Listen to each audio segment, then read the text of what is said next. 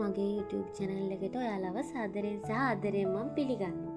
ඉතින් මේ විදිහට ඔයාලා දන්නවා මොකද්ද මං අද ගේන log එක කියලා. ඉතින් පොරොන්දු වෙච්ච විදිහටම ඒ වෙලාවට ඔයාලට මං log එක අරගෙන ආවා. ඉතින් මට ලේන් පැටව් දෙන්නෙක් හම්බුණා. ඇත්තටම මේ දෙන්න අඩි 13ක් 14ක් වගේ උඩින්දලා තමයි වැටුනේ. මුලින්ම මෙයාව හම්බුනේ. මෙයා ගොඩක් පොඩි. මෙයාට වඩා අරයා ටිකක් ලොකුයි. ඉතින් මම මෙයාලා ගැන කිසිම දෙයක් දැනන් ඉඳේ නැහැ. මොකද මං අහලා තියෙනවා ලේන් පැටවුන් හදන්න බෑ පොඩි කාලේ මැරෙනවා එහෙම කියලා. ඉතින් අපි ගොඩක් අය දෙන්නේ පිටිකිරිනේ. මෙයාලට පිටිකිරි දෙන්න හොඳ නැහැලු. ඒ කියන්නේ නිතර ඔය ලේන් පැටවු හදන සත්තු හදන කෙනෙක් තමයි මගෙත් එක කිව්වේ මගේ යාළුවෙක්. ඒවා දෙන්න හොඳ නැහැ කියලා. ඊට අමතරව අපි අර පහන්තිරයකින්නේ මෙයාලට පිටිකිරි පොවන්නේ. එතකොට මෙයාලගේ ඇඟේ කැවිලා නැට් එහෙම තෙමිලා මෙයාලව ඉක්මනටම මැරෙන්න පුළුවන්. ඒකින්ද මම මේ කරන විදිහට කරොත් එහෙම මෙයාලව මැරෙන්නේ නැතුව පරිස්සමෙන් අපිට බලා ගන්න පුළුවන්. ඉතින් මේ ඉන්නේ මෙයා හම්බෙච්ච පළවෙනි දවස. ඊට පස්සේ මම මේ වීඩියෝ එක දැම්මේ ඊයේ. ඉතින් දැන් මෙයා හරි පණ්ඩිතයි. ඉතින් හොඳට බොනවා. මං කියන්නම් මේවා කොහොමද ගන්න ඕනේ විස්තර ඔක්කොම ඉස්සරහට මං කියන්නම්. ඉතින් අපි මේකට ගන්න ඕනේ ඉන්සියුලින් කට්ටක්. ඒ කියන්නේ ඉන්සියුලින් විදින එකක්. මොකද ඒ බටේ ගොඩක් පොඩි හින්දා ඒක අපි උණු වතුර දාලා හොඳට පොඩක් හොද ගන්න ඕනේ. මොකද විස බීජ එහෙම තියන්න පුළුවන්. මෙයාලා පොඩිනේ. ටක් ගාලා මෙයාලට විස බීජ යන්න පුළුවන්. ඉතින් මේ දවස් දෙකක විතර වීඩියෝ එකතු කරලා තමයි හැදුවේ. මොකද මට මෙයාලට මේ යෝගට් එහෙම පොවන ටික එහෙම මට තනියෙන් වීඩියෝ කරගන්න බෑ. එතකොට මේ යෝගට් ගනිද්දී ඔයගොල්ලෝ යෝගට් එක අරගෙන ටිකක් එළියට අරගෙන ඒක හොඳට කූල් යනකම් එළිය තියන්න ඕන. මේ විදිහට හොඳට ලියවෙන්න වගේ තියන්න ඕන.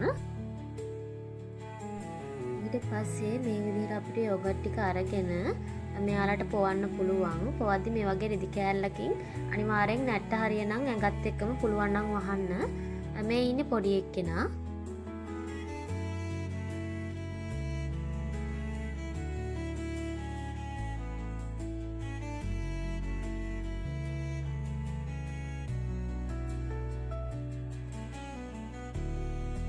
මෙයාලා මුලදී මේ විදිහට අත් දෙකෙන් අල්ලගෙන බොන්නේ නැහැ.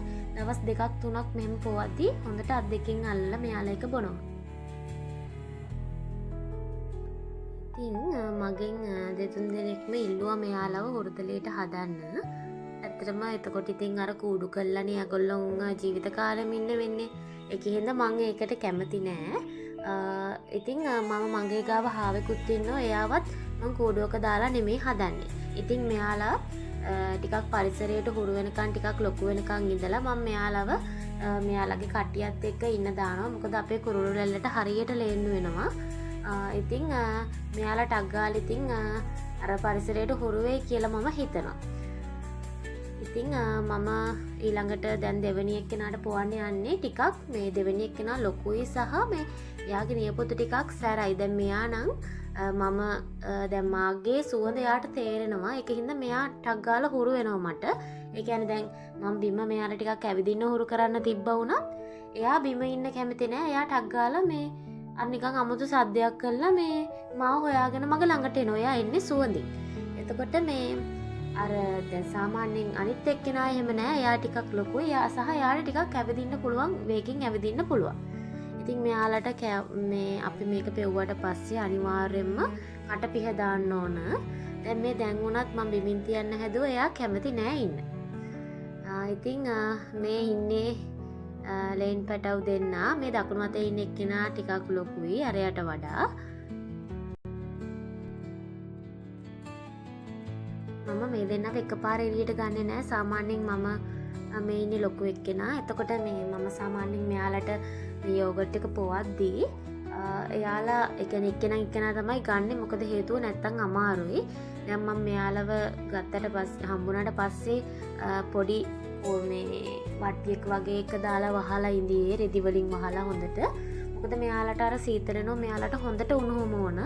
ඒකින්ද මේ හොඳට මේගොල්ලොන්ව දාලා හොඳට වහලා තියන්න ඕනේ. මම පෙන්නන්නම් කරන්න ඕන විදිහ ඉස්සරහට.